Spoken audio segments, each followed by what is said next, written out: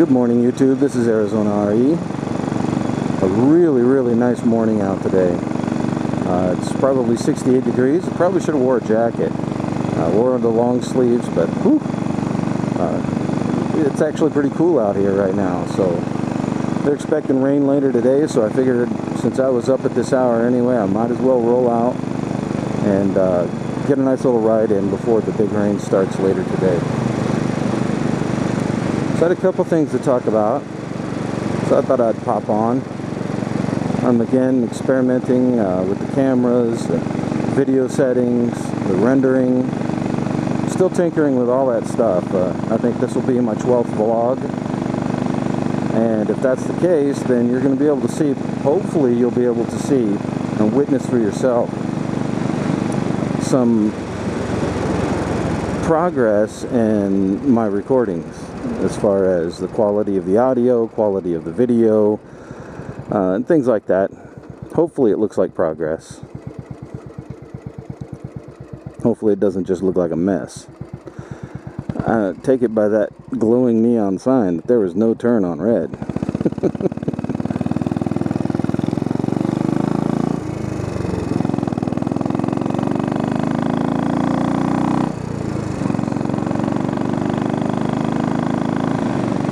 So forever fighting the look and the search for the perfect audio and video, of course not being anything closely related to a filmmaker at all. My quest is a constant evolution of my very minimal experience here.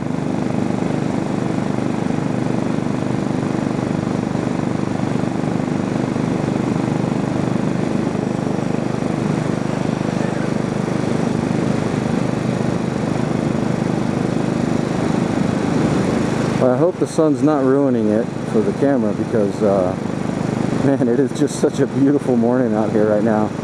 And I came up to this road because I knew there wouldn't be much traffic on it, and it's just a fun road.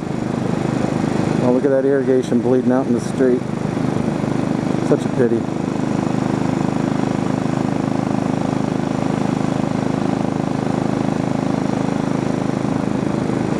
What's nice about this road in particular is when there's not a lot of traffic on it. Now, I'm not a big speeder to begin with, but when there's not a lot of traffic on it, you can take a lot of these curves at full speed, you know, right up at the top of the speed limit, maybe a little bit beyond. Is this more irrigation spraying across the road? Indeed it is. Awesome.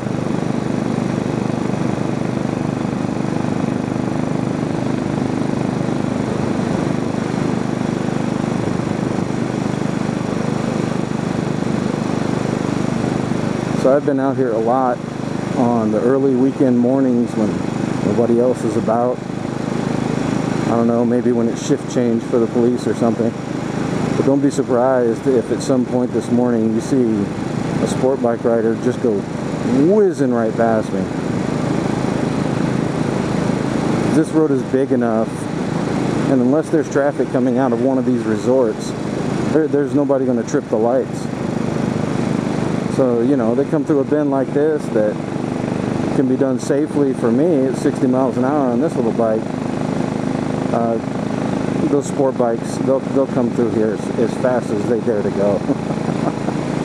I've had them whiz right by me, and I didn't even see them approaching in the mirrors or anything. It's pretty frightening if, you know, they just take you by surprise like that sometimes, but I know they're out to get their fun.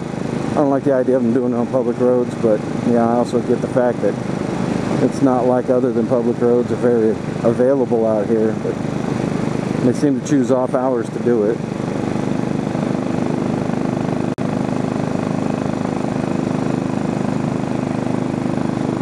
At any rate, conversation has come up several times with some of the subscribers on my channel, and it turns out one of the fellows here from Tucson, one up, or what is it, one down, four up, he was describing his recent Craigslist purchase, and and also his experiences with eBay, you know, buying things sight unseen. And he mentioned something in there, just that people will sort of flake out on Craigslist a lot, and I don't know if that's indicative of Craigslist around the country, around North America, or around the world,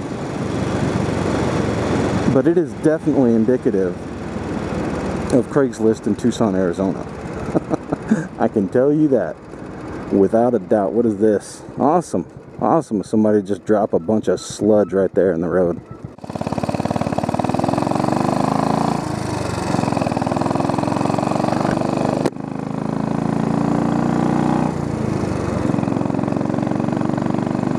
Man, I don't know what truck dropped that garbage on the road there, but it was like a bunch of wet, loose asphalt. Just a big old pile of it fell out of back of some construction truck or something. But does not make for a good mix, especially when the sun's in your eyes and you're approaching an intersection. I could have very easily rolled right into it, or pulled up next to it, put my foot down in it, and not realized it, and slipped right off, topped right over. Anyway, back on topic. Craigslist and Craigslist Flakes. Definitely it is the rule, not the exception, here in Tucson, that people selling things on Craigslist will be absurd flakes. Let me give you an idea of what the typical Craigslist experience from the seller's point of view might be. First, it'll start with something that you have that's still in decent enough condition to warrant some money. So let's say, I don't know, let's say I'm selling an old mixer, okay? And I mean like an audio mixer, not a cake mixer, okay? Not a tool for in the kitchen, but you know, we could say it's a tool for in the kitchen too. That's not that big a deal.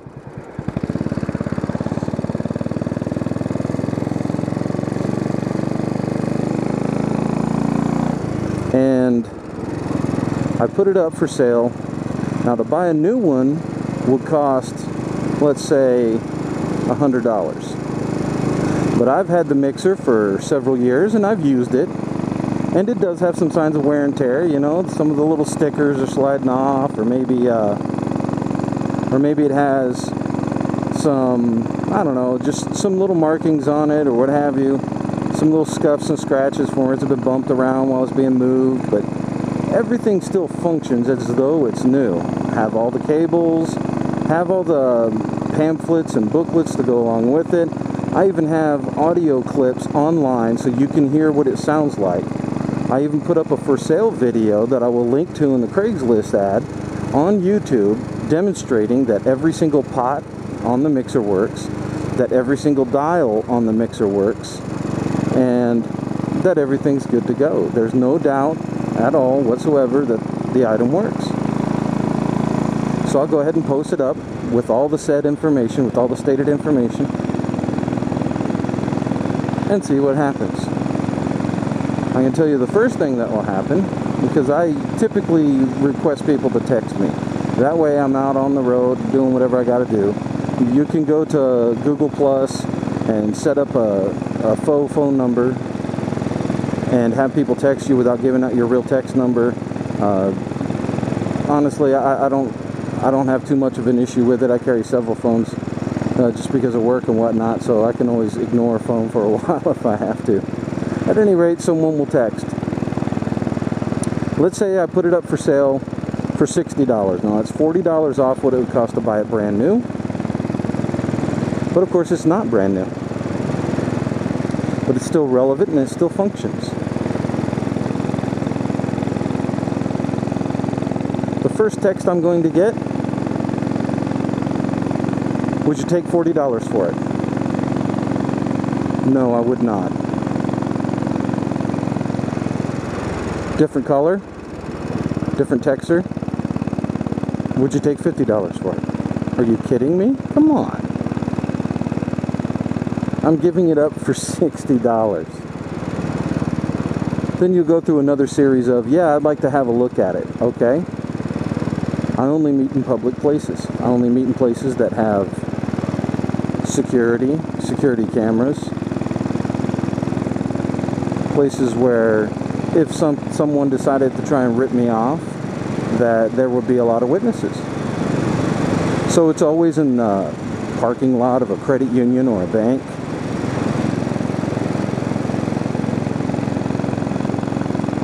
Front of a grocery store, something like that. If it's small, something small like a mixer that you could have in the back seat or in the passenger seat of your car. And I'll try and meet them in a public place. So it'll be, okay, I'll meet you over there. You show up, they don't show up. You wait for half an hour, you go ahead and bug out, then they call you. They'll either call you and say, I can't make it, or, hey, I'm here, where are you at? I'm like, well, I waited in half an hour for you, and you were nowhere to be found, so I bugged out. This is the typical selling experience on YouTube, or correction, on Craigslist, for me anyway. And I've sold a lot of stuff. And, you know, the thing is with Craigslist, you can't be lazy, man. You have to chase these people down, text them back, make sure that they're still tuned in to you, because, like I said, my experience has been that Craigslist people around this area are complete flakes. They're complete flakes. And the same holds true if you're a buyer. All right, so say I'm looking for something. I don't know. Let's say I'm looking for a motorcycle cover, right? And let's just say I'm looking for a deluxe motorcycle cover. I don't want to buy the $19 one over at Psycho Gear.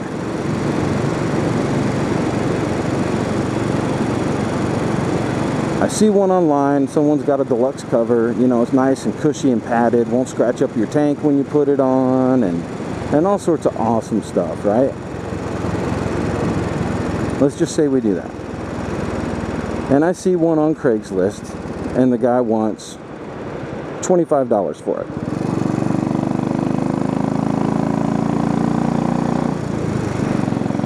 So I text the guy, because he says he prefers text.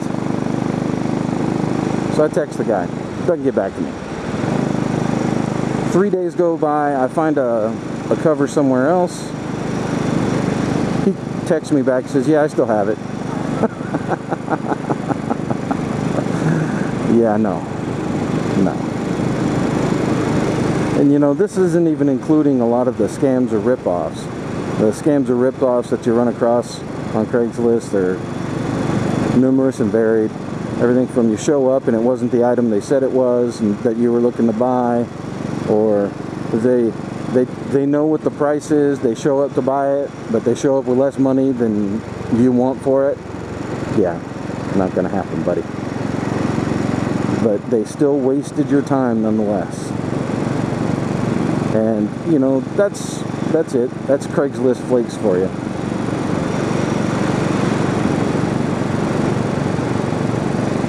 Anyway, I just thought I'd cover some of the Craigslist flakiness as it was mentioned by one of my subscribers.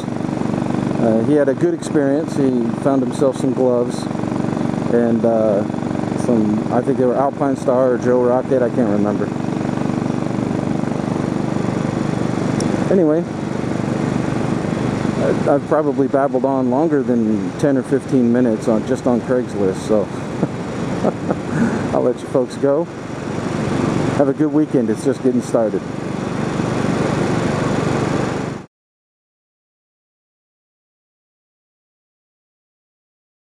Right at a fucking intersection, too. It's fucking garbage.